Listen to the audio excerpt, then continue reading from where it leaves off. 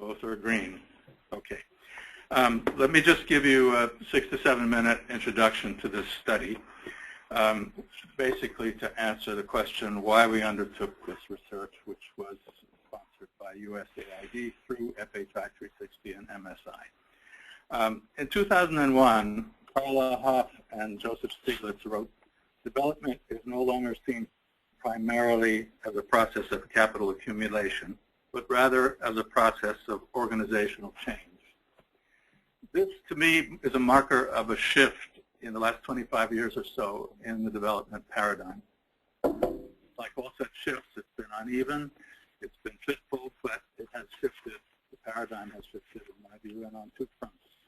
First, as that quote suggests, the trend in thinking has been away from the delivery of things, services, and money as the raison d'etre for development, and towards ideas and institutions, which incidentally is kind of where we started 70 years ago. At the heart of institutional and organizational change is capacity, and thus, in an important sense, development is capacity. And I would point out to you that as of this morning, our website, which is called developmentiscapacity.org, has gone live. It is incomplete, but you can access it. The second front in the paradigm has been from us to them. As you recall, in the 80s, we talked a lot about participation. That concept of participation through the Accra, Paris, Busan period of declarations and fora has become a more robust sense that we refer to today as ownership. So the dilemma here brings us back to where I started in 1964 with the notion of... Tom, sorry, could you hold the microphone? The people on the webinar are having a hard time. Okay. When I started in '64, the issue of working ourselves out of a job was very much in the forefront of our intention. That got lost along the way as we became an industry. And now, with ownership, the question arises, well, if they are to own it, what about us? What do we do? What is our role? Again, capacity is at the heart of this conundrum. And if we want to hang on to our job a little longer, and frankly it seems that we do, then it becomes rather convenient for us to note that they don't have a lot of capacity, because if they do, well, then we have less of a role to play, and if they don't, we continue to play a role. Rhetoric always being ahead of reality, that paradigm shift is still rather fitful. And as you'll notice, things, money and services do continue to dominate our industry. And we continue to have a tendency to tell them what to do and how to do it. Incidentally, USG money going to INGOs, international NGOs, in the 10 years between fiscal 1 and fiscal 11 went up 44%. If there is to be localization, if there is to be some movement towards northern players working themselves out of a job, local organizations are not seeing much evidence of that.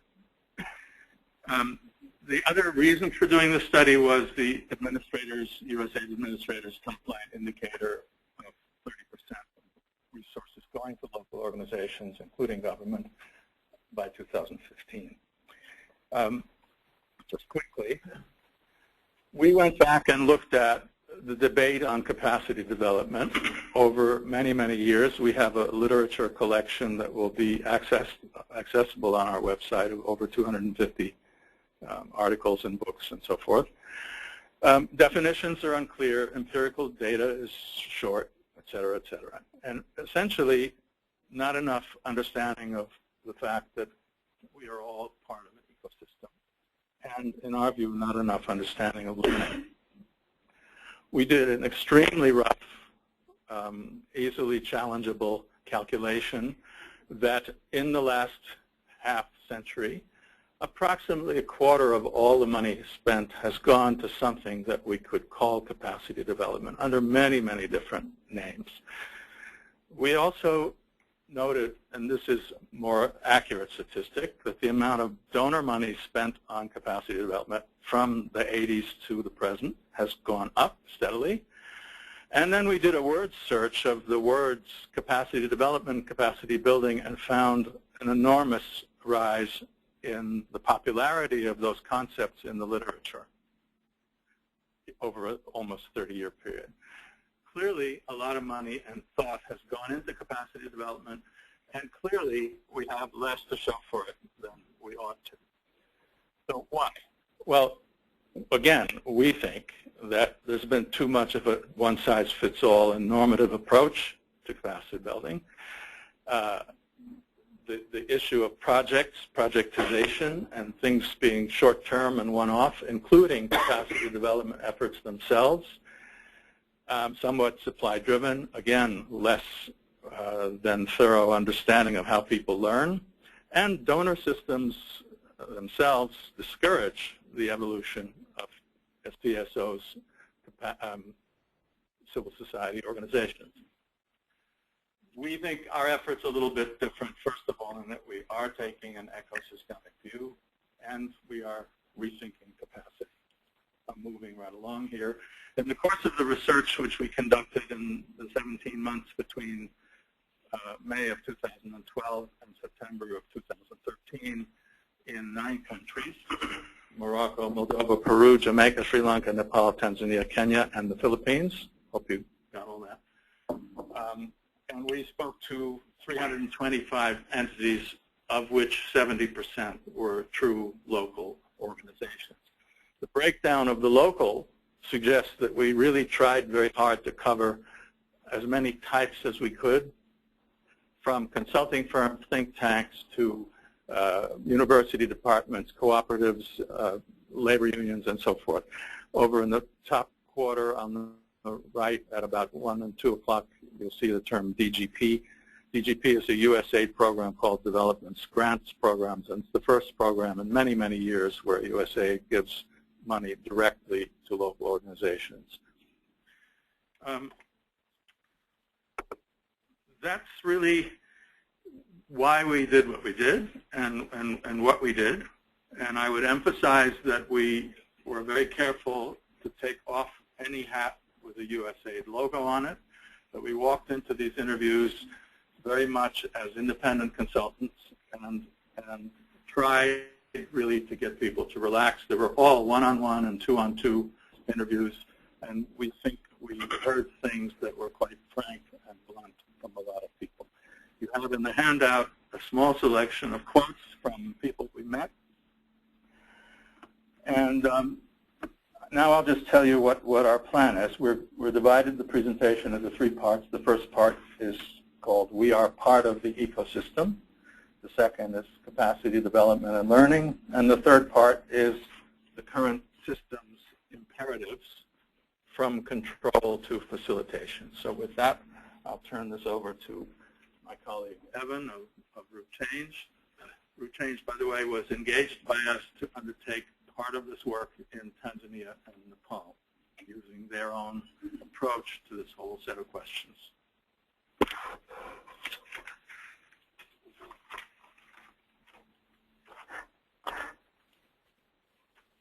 Okay. Thanks, Tom. Can you hear me okay? Yes. Okay, great. So Tom, I'd like to say, really kind of took the angle of going deep into the soul of the organization. So in these trips and in the conversations, it was about intensity, going deep into understanding what's really going on inside the organization. How are they seeing things from that perspective? And together we were talking about this approach, and we thought it makes sense to add another dimension, which is to look at it from the systems approach, not from the voice, but from a system-specific structural analysis. And so we sort of took on the same study questions, sort of the same search, but the approach we decided on was to use network analysis to understand what that system actually looks like. And that's why actually this first little act, which will run, I guess, about 15 or 16 minutes as we talk about this, is to really concentrate on us and where the foreign aid system actually is embedded inside of local capacity development. So let's start out. I just want you to see some of the study questions and begin actually to interpret them from an ecosystem's perspective. So the first one was, how is capacity built at the local level? What does it actually look like? Forget our assumptions. Forget the idea that we've already got a normative idea of what that looks like. Let's actually snap it, photograph it, explore it, prod the different actors, the key actors, and really understand how we're connecting, why we're connecting, what's the honeypot, what brings us there, how do we move in and out of systems. Secondly, to really challenge what we think is the prevailing approach, which is a very management-centric model of capacity development, and to explore that in any way we could figure out, to what extent is the management-centered model actually having the kinds of systemic impacts that we want to see. Yes, we know intuitively that individual organizations are a little bit better because of the last 15 or 20 years, as Tom just shared our numbers and our data and our trends. But to what extent does it really matter that a strong organization that exists today, when systemically the ecosystems may or may not have been observed, nurtured, and actually strengthened? So we looked at it from that perspective as well. And then finally, to what extent are our practices actually having impact and effect? And this was actually by far the most experimental part of our research. And the way that we did this was to build a platform online that would allow us to capture as close to real time as possible the relationships of what we thought best represented actors in the ecosystem. And our job was to start in Nepal and Tanzania and explore those ecosystems and try to capture through essentially a snowball methodology of identifying key actors, starting with our international NGOs, but also local partners, core partners, and see where they point to, where they go to around real priority needs. And what we did essentially is begin to build a value chain around the ecosystem that is capacity development. Specifically, we hope local capacity development.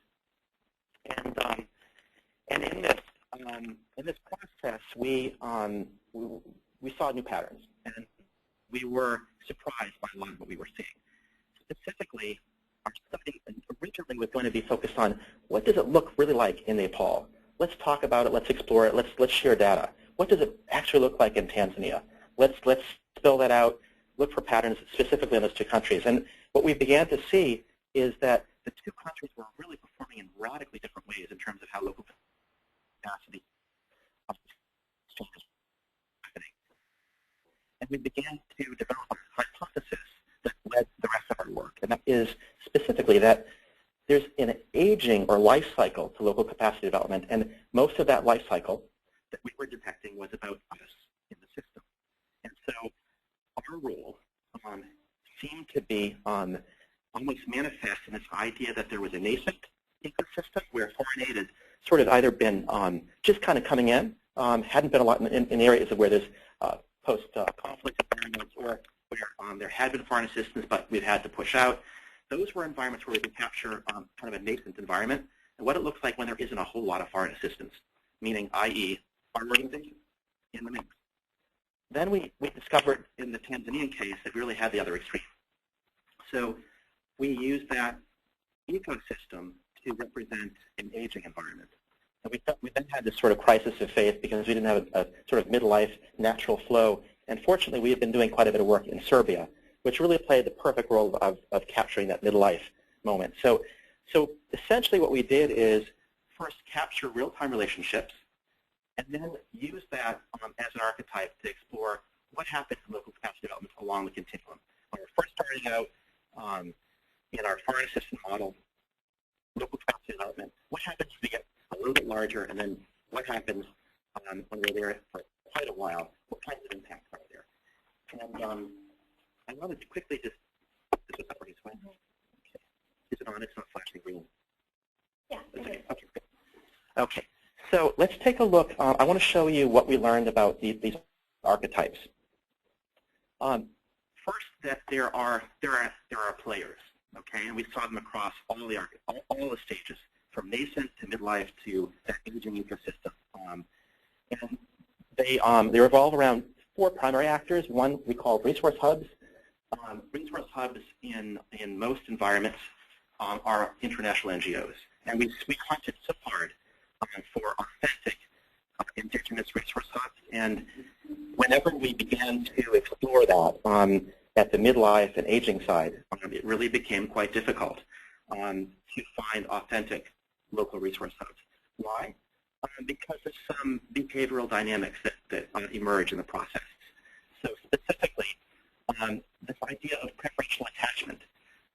It's a behavior that is very logical, makes perfect sense, that drives us as individual organizations and as individuals to want to connect to the core. And if you think about the life cycle as it evolves from a nascent group of organizations working in their own islands around their own particular themes, they may have authentic local resources, but as soon as we bring in the foreign assistance, preferential attachment begins to happen. Okay, so we'll look at that in the system. Brokers. We hypothesize that a healthy local capacity development ecosystem needs to have not international agencies doing the brokering, but authentic local institutions doing brokering. So we explored that. Active networking. In a nascent environment, we've got to have density. We've got to have connections for change. Without density, we don't have change. Without relationships, we don't have change. Without that type of room, we're not going to have change around these topics. So what we saw is that the networkers themselves evolve and change over the life cycle. And then there's sort of this other category we couldn't quite figure out, which was those that are really on the periphery. And they seem to stay on the periphery from the nascent stage and midlife and never quite make it even in the aging. So let's take a really quick look at what these systems look like. This is a snapshot of almost like an archetype of what we saw in the Nepal case, in which we came to call the nascent stage. And there were 3 defining attributes of this ecosystem. One is that we saw disconnection on islands of organizations working independently. And we saw early signs of international NGOs we call perching. Some of you might actually know this term. I heard it first 25 years ago when I started in development.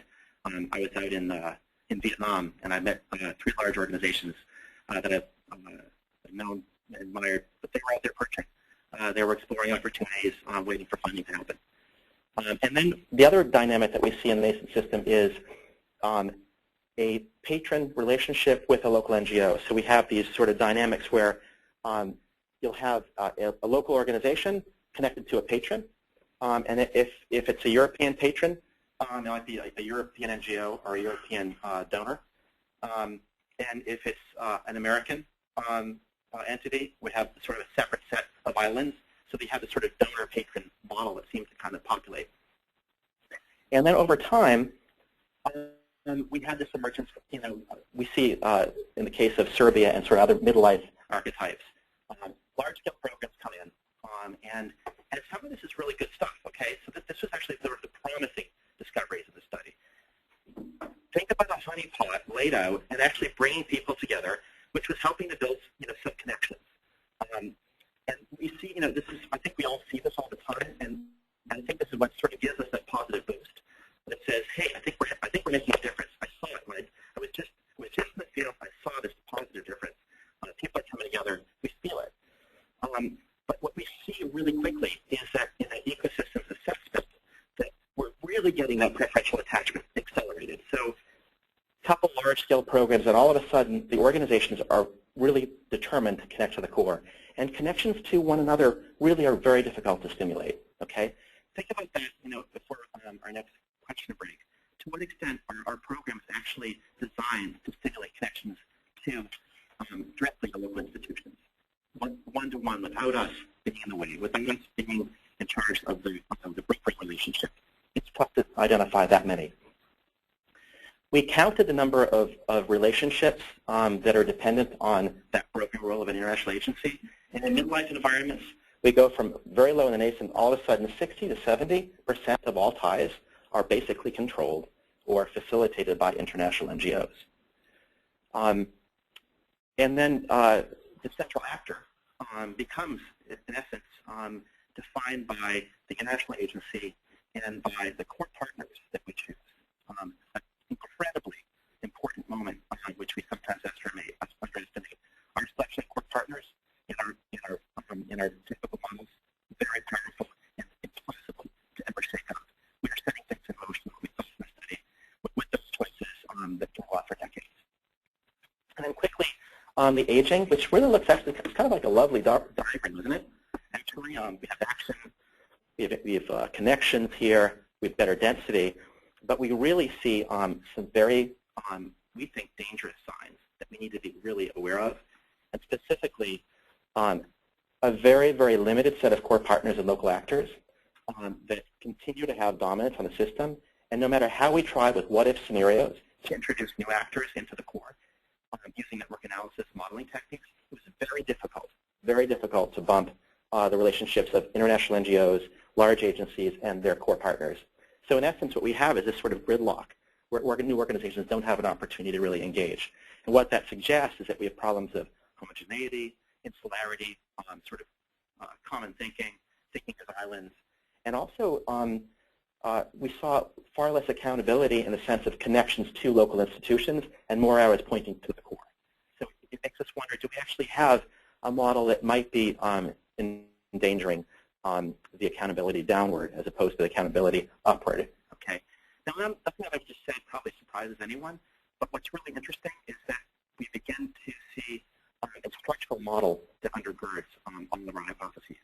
And I think, coming away with more evidence that suggests that we really have to do something about this. So when I come back for the next round, I'm going to share with you what we tried to do in terms of modeling what-if scenarios, and I'm going to show you how hard it is to change these environments no matter what we try to do in our designs. I think the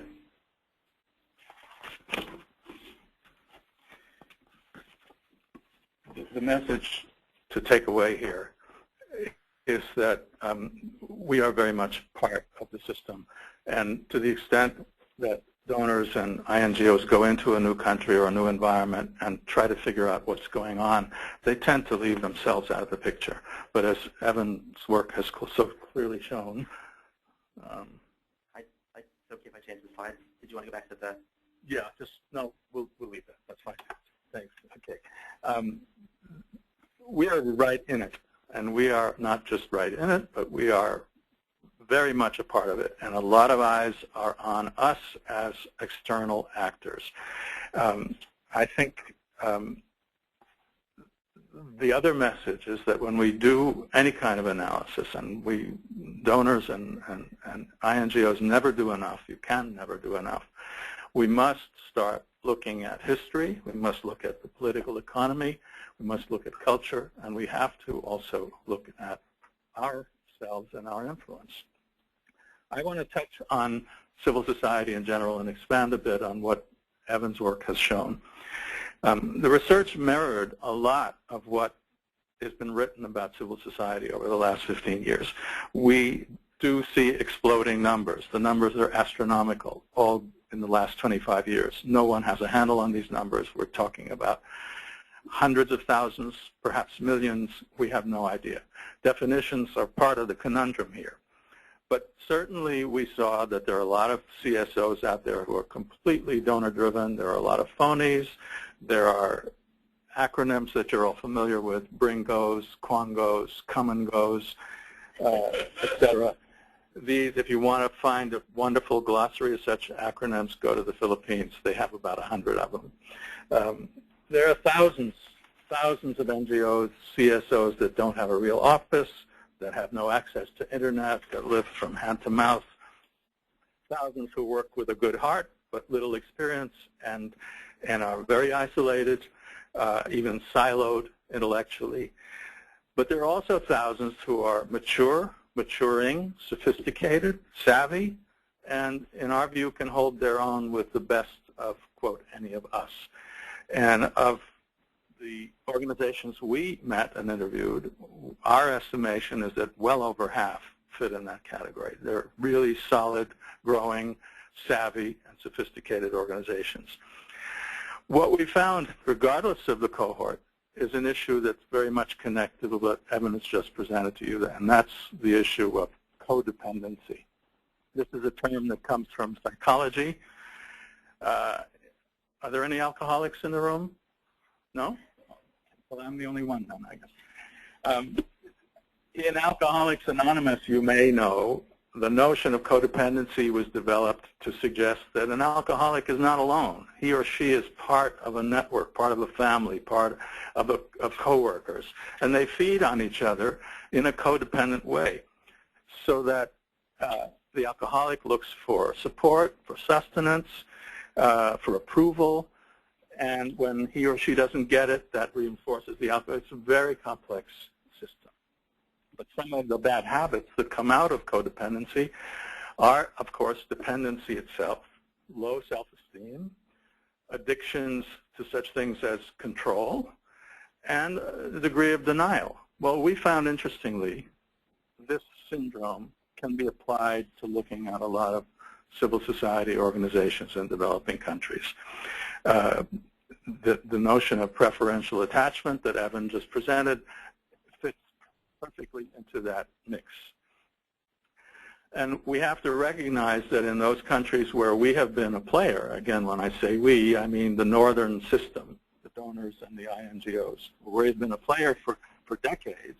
Take Kenya, for example, where we go back 50, 60 years. You can almost see an archaeology of past efforts. You have, in geological time, sedimentary layers of different donors and different ideas and different concepts and different emphases all piled on top of each other. And that has caused expectations, habits of mind, ways that people think, ways that people behave, ways that people talk, all part of something that we had a big role in. This affects the character of many local organizations. This affects their will. This affects their vision and, to some extent, their passion. And what we found that was very interesting and encouraging was that there's a growing ambivalence about codependency. People in many CSOs want to be part of the game. They want our money. They want to be with us. They want to work with us, but they're not happy that they want that. They want it, but they don't want it. They want it, and they feel badly that they want it. They'd rather not have to play that game. And so what they're beginning to be more aware of is the power imbalance that's inherent in these systems and the fact that they feel that nobody's really looking at them as organizations, but as instruments. So lots of confident and solid organizations out there. In our view, many more than most donors and many INGOs are willing to admit or are prepared to see. And pushback is growing. This is something that somebody with my years in this business didn't see 25 years ago or 30 years ago, and now I am seeing it. You are seeing organizations that are saying no to donor money. They're saying no to donor imperatives. They're saying no to donor thinking. They're saying no to the organizational capacity assessment framework. They're saying no to all kinds of things. And they're, I can cite you names like Policy Forum in Tanzania or Twaweza in Tanzania or KCDF in Kenya, et cetera, et cetera. These are organizations that say, no thanks. We don't want to work with you in the way you're used to working with us. You work with us on our terms or forget it. This is a terrific sign of maturity and growth, and we're seeing more and more of it. So with that, we will, Evan will pose a question to you, and we will. Yeah, I think so. We want to open it up a little bit and do this now and then a couple more times as we sort of present these themes. And you may have a couple thoughts or some things to challenge us, just like our overarching hypothesis about capacity development, if this is iterative. We want to get your reactions. What are you thinking? So we're going to prime the pump a little bit, and then we're going to have you jump in. how many of you have observed INGOs or donors acting from a deep understanding of their own power and how that impacts local NGOs? Can you think of some times, or just does it inspire some thinking, questions, reflection?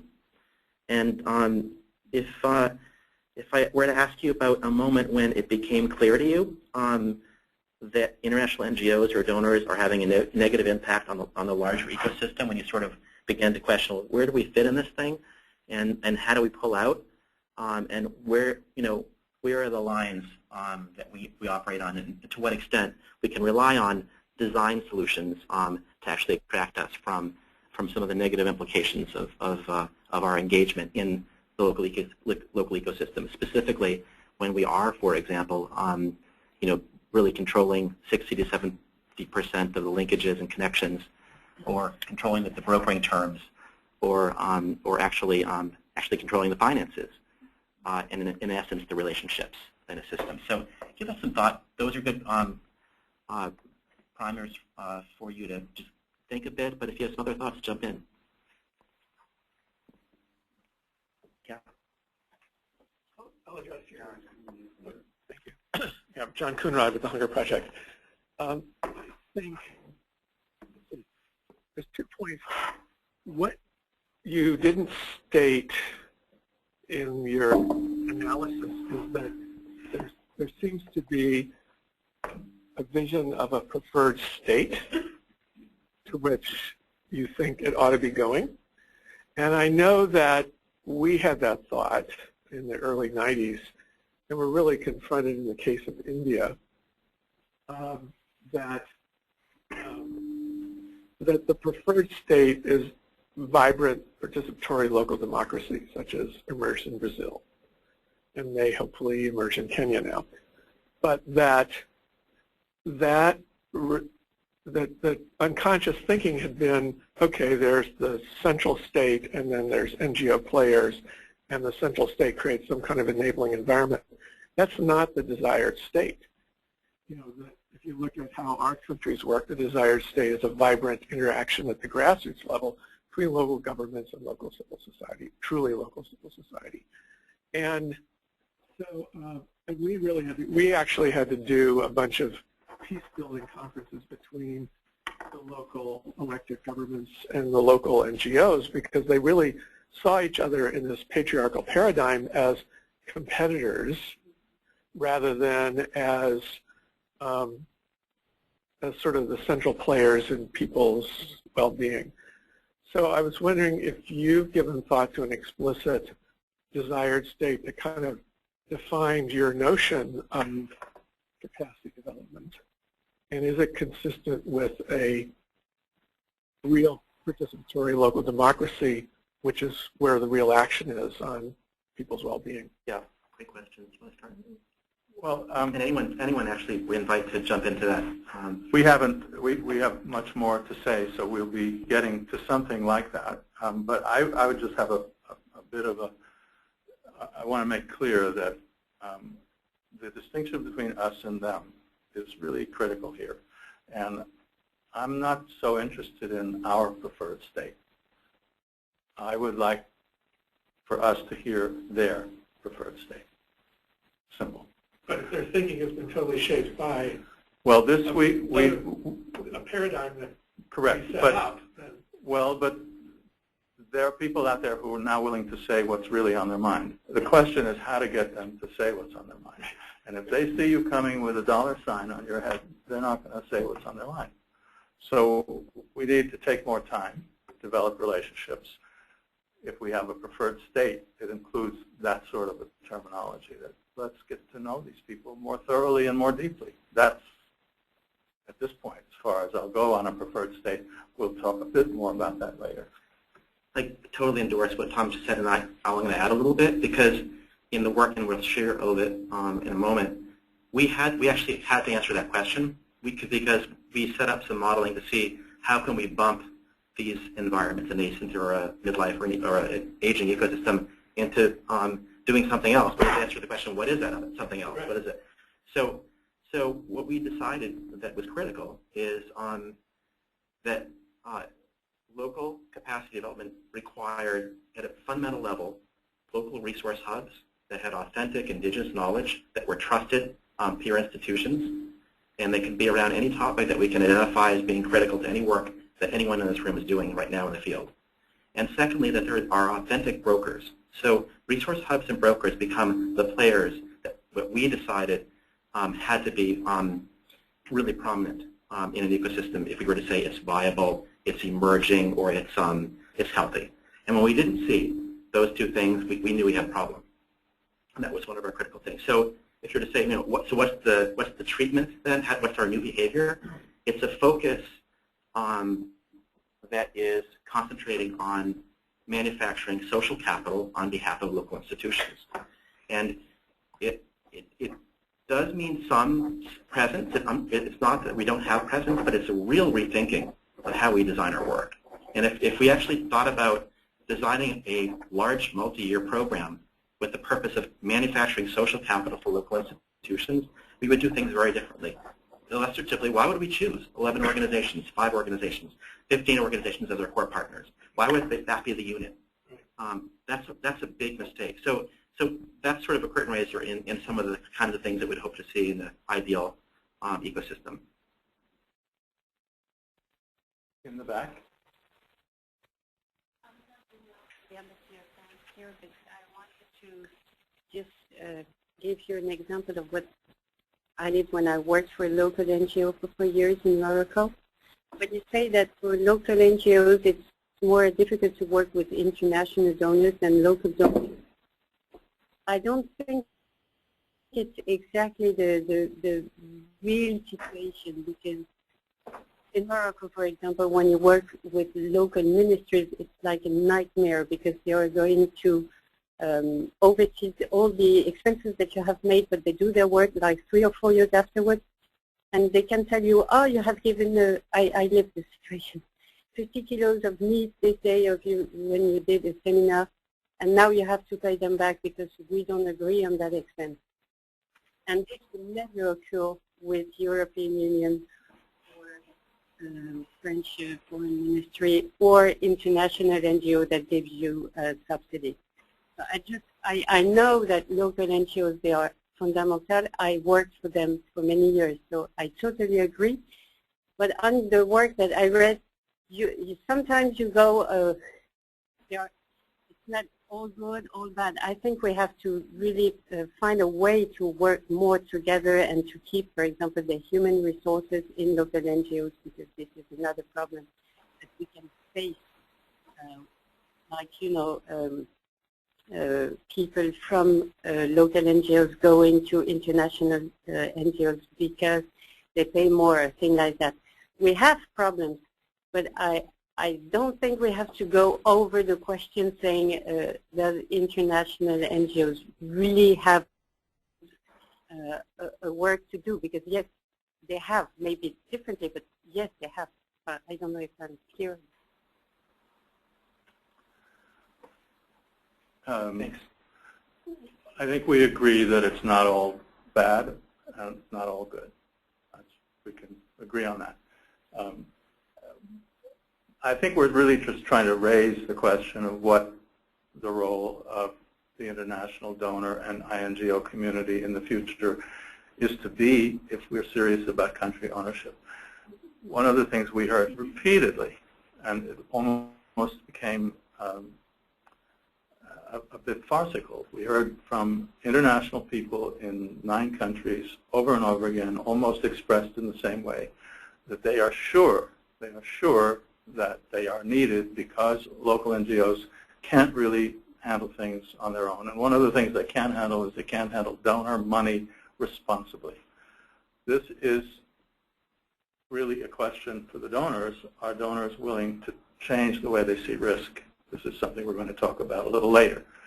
But we detect, and it's an hypothesis, we detect that there is an attitudinal issue here, that there is a cultural bias in us that has to do with our own interests and less with what might perhaps be reality. And the question of how you get at that reality is an open question. And I think personally that we can do better at understanding what's out there, who they are, and what motivates them, and how genuine they are, and how capable they are. So we'll try to come back to that. Let's take a few more thoughts. Thank you for that. Actually, that leads to what I was thinking about when we do work. Sorry, I'm Amelia Kincher. I'm from PATH, and I'm currently working on a project with the Sun Secretariat, scaling up nutrition and maximizing the quality, scaling up nutrition globally. And one of our projects, the issue that we have is how do we give money without bullying or controlling. One of the main issues I think anyone who works in contracting is you get your invoice from your subcontractor, your local NGO. No, you cannot buy this. You can't do that. That comes out of your own pocket. And as much as we understand the issue, I think you're right, it does go back to the donor because I can't afford that risk and my organization can't afford the risk of an audit and not showing up on an audit form. So having done that long enough, what we are trying now under my current project is going and teaching the local governments how we do what we do, giving them the skills to implement their own M&E policy that would meet an international donor's requirements. We're not giving them the money to do it. We're showing them how to do it. And the initiative has to come from them. And we're finding that to be an effective way to make change. And obviously we are working ourselves out of a job because there goes the M&E advisor. But for now, it teaches them what they need to do. It teaches them what they need to do to comply. Right.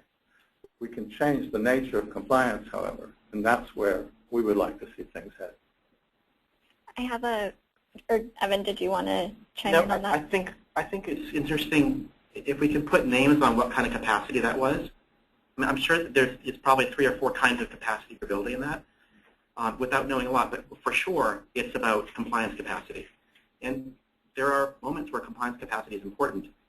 I question, I think, with Tom, the percentage of effort that we put on compliance capacity. That's all. But I'm sure there are other dimensions that are really dynamic that would probably get more into the social capital creation stuff that would turn me on and would change. Yeah. This is Mark Logwitz at Interaction. I mean, I think the question of when you say, you know, can we change the desire for this kind of compliance? I mean, the source of it very often is Congress, which demands certain kind of rigor, and I think, you know, one of the things we have to address as a community is how do we change Congress and their willingness to accept risk? So I'll just leave it at that for the moment. I think we're going to shift to the next. All of these ideas are actually embedded in the next set of conversations, so we'll pick it up right where we were. One sort of just headline that I'd like to share. Tom, you're going to do the next. Sorry, or is it me? I think it'll be me actually. So I'll do it up from there as I flip. But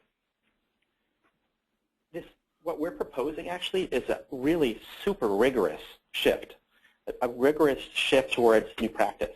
We're not suggesting that that this is going to be magical. And actually, we'd like to get your input to see if you're inspired by this potential. I mean, if you think about, you know, it's probably been, for me, about 20 years since I've seen radical new thinking in development. That was the best time. That's the most exciting time to do our work.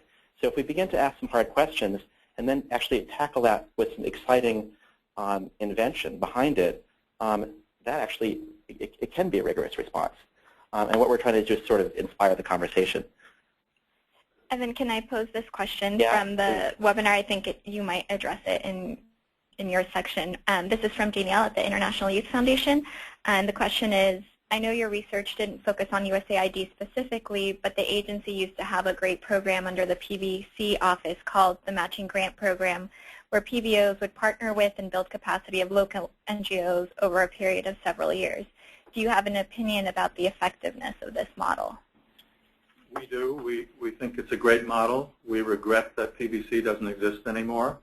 If you go to our website, you will see a 130-page study, which I defy you to read, that covers the entire history of PBC. Yeah, ditto. And actually, I think that's a good segue to what I want to talk about, which is the last great inventions in capacity development really come from that time. We really haven't done a whole hell of a lot since then. And take a look at the words up here. I want to present to you what emerged as sort of obvious but kind of a new discovery for us, which is that no matter how we slice up our capacity development interventions, there seemed to be basically a template that was embedded in it. And we started to see that template as something that incorporated organizational capacity assessment, technical support and training in relation to what we learn through assessment, typically a small grants component, which is this sort of demand-driven component that allows us to have some flexibility and put control back into the hands of our local partners. And then more recently, in this compliance capacity kind of orientation, the pre-audit award or the pre-audit assessment. And those four things, in essence, sort of represent like 80% of our intervention strategies. And it's almost like we're afraid not to include them. I mean, imagine a proposal bid that doesn't have a lot of that stuff. We may not win that stuff, okay? So there's a fear attached to what we begin to call the standard package. And actually, we also want to introduce the idea of the tyranny of the standard package. Without it, we're stuck. We are lost in the sea. What else do we do? What's left? And if you strip away the standard package and say, what would you do if you didn't do that? Boy, the whiteboard's better get out because we have a lot of hard thinking to do. So what we decided to do, and actually I loved this conversation. I would find people and say, you know, can you relate to this idea of the standard package? Oh yeah, standard package. People really connected to that concept. So we said, let's test it. We now have 3 archetypes: the nascent environment for foreign assistance, and emerging local NGOs, the big life, and the aging. What happens if we were to create a set of assumptions around what the standard package actually does to create relationships? And specifically back to your question about what kinds of attributes we're looking for, the creation of brokers, indigenous local brokers, and indigenous authentic resource hubs. And behind this, just to be completely transparent, is our concern that a lot of capacity development, which is essentially the, let's face it, the theory of change embedded in the standard package, is that internal management will drive us to more impactful programming.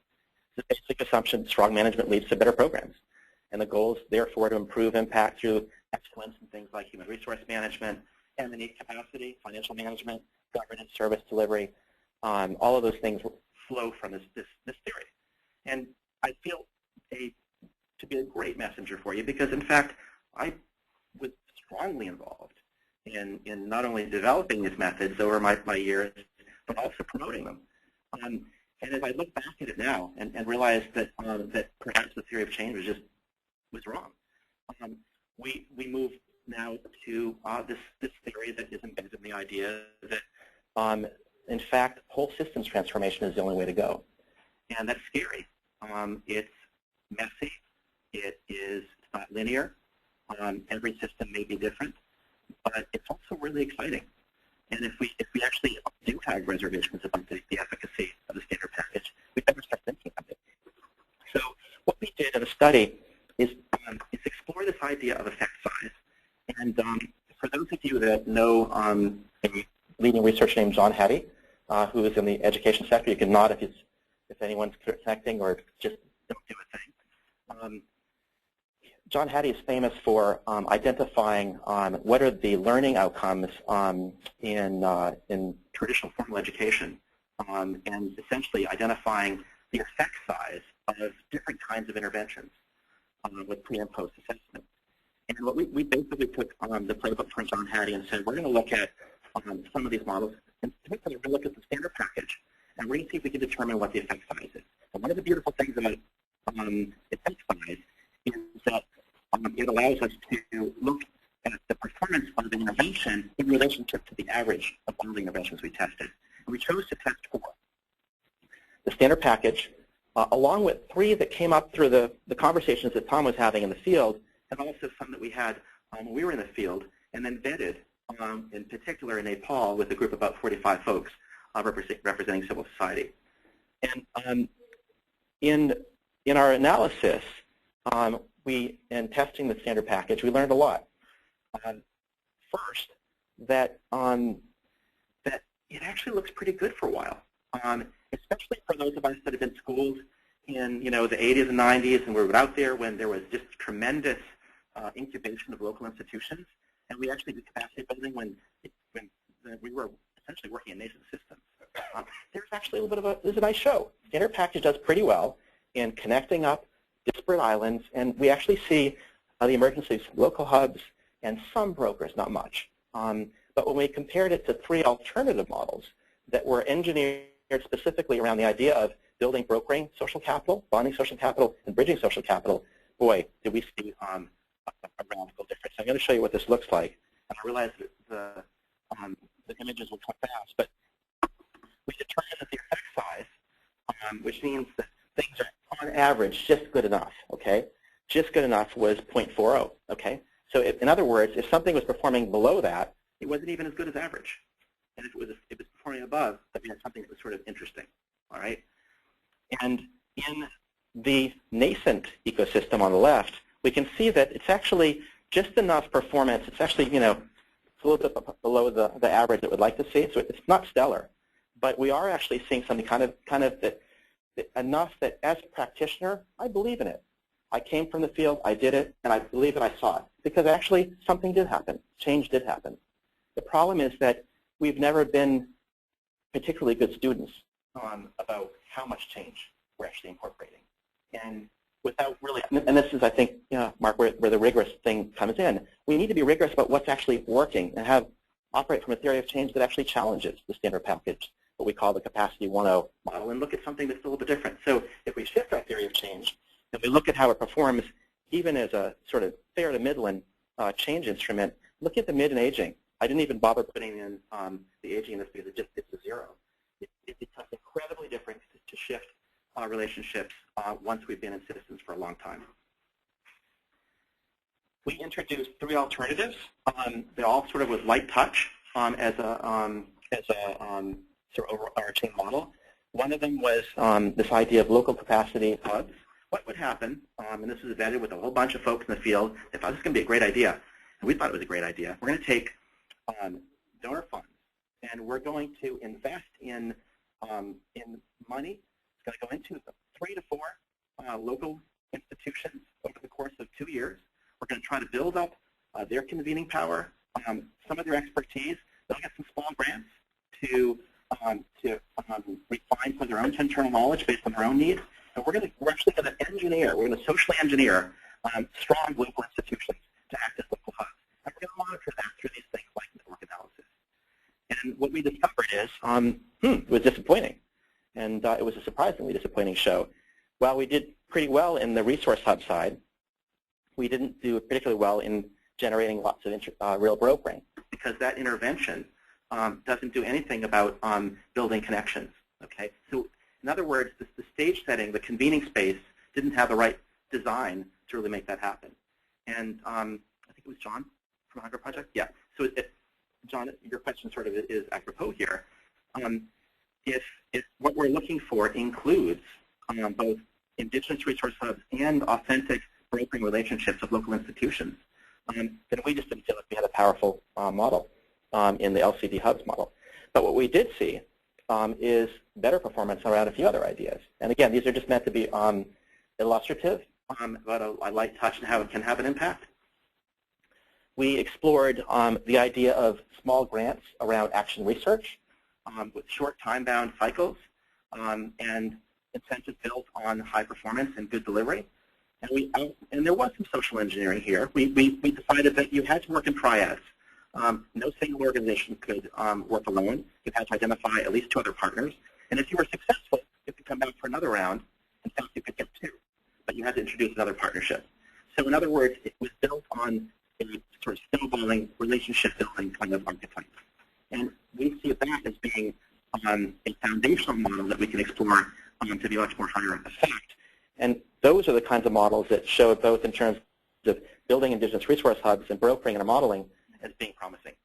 So as opposed to the 1.0 model, which built internal capacity at pretty high expense for the lucky core partners that we identify at the beginning of a project, this model has the opportunity to explore new organic relationships and flow, and we saw a tremendous difference in the effect size.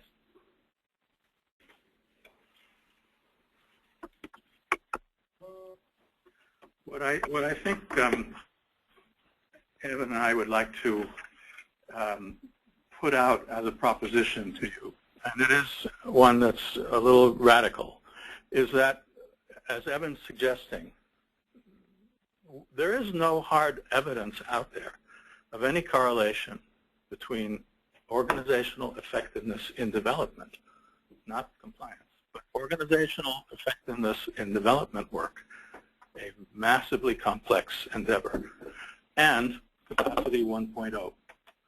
There's just no evidence. There are, in fact, organizations who have lousy administrative systems, no human resource manual, no M&E person, can't figure out where their cash flow goes, and still do remarkable development work. This is something that we're locked into thinking that capacity 1.0, the standard package, is truly, truly important and critical. And there is no evidence for that. That's what I would like to put out there as a challenge. I want to talk about the relationship of another syndrome in our work, which hundreds and hundreds of CSOs out there call the projectization syndrome, and the relationship between that syndrome and capacity development 1.0.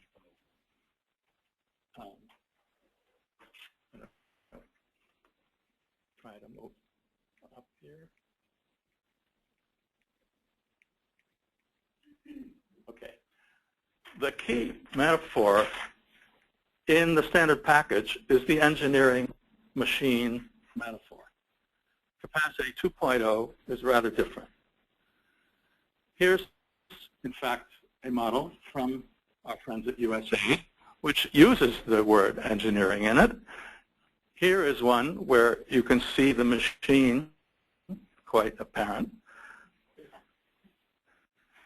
I'm not saying that this is a way to condemn these things, but just to point out that there are hidden symbols and meanings in the way we approach capacity to develop models. These models are very complex, very normative, and very much suggest that if you don't have all these things, you just aren't up to speed. Here's the World Bank results framework for capacity. Here is the A*2 CD framework. By the way, there are at least 50 frameworks out there. We're almost at the point of meta frameworks, where we're beginning to have frameworks about the frameworks. Here's PACT's conceptual model. We're getting a little better. Here's the IDRC Universalia CD outcomes framework. That's a little moving more towards 2.0. And here we get more towards 2.0. You probably know ECPDM's work in the Netherlands and the five Cs, the Anheuser Diamond. And then we suggest that there's some other 2.0 capabilities, passion, mission, the ability to be constructively opportunistic, time and space for reflection. What Donald Schoen, who wrote a wonderful book called The Reflective Practitioner, calls reflective practice. He, by the way, points out that most of the work that we do exists in what he calls a zone of indeterminate practice. Everything, development is not in, we are not in the widget business. Let me just say that in case you didn't know. So the project has been our practical modus for 60 years. Everything we do is in project form. It's been around for the life of official development assistance, and what's disturbing is that statistics recently are showing that the project is not only alive and well, but it is getting shorter at a time when we have come to realize that longer is better, And it is getting more and more sliced up into what some great person has called the long value chain of development projects. This is where you have a sign on the road that says this project is supported by, and there are 16 organizations on the list. And at the bottom of that long value chain are a couple of CSOs who have no idea what's happening at the top. I'm exaggerating, of course. The World Bank pointed out in 2007 that the number of donors has tripled from the 60s. Donor activities tripled from about 20,000 activities in 1997 to over 60,000 in 2004, and the average size of projects went down by 40%. You will see that in a country like Malawi, for example, in the 2000s, donors established over 70 different project units, half of which were USAID projects. In the Democratic Republic of Congo, at one time there were 30 donors in the health sector with 362 projects, of which 262 were less than 1 million. There were 305 projects in the justice sector. 199 of those had budgets under $1 million. This has reached the point where the Tanzanian government has declared a mission-free period, which simply says you can't come in to visit your projects during this period because we have some things we need to get done. And for example, in 2006, it received 541 donor monitoring missions. You all may have been on one of those. So the point is that we've gotten a bit over the top on the project side, we've gotten a bit over the top on the framework side, and on the organizational capacity assessment side. And it is very much related to our belief that we can box everything into something that looks really neat and finished and controllable. And the control comes back always to the money and how the money is spent.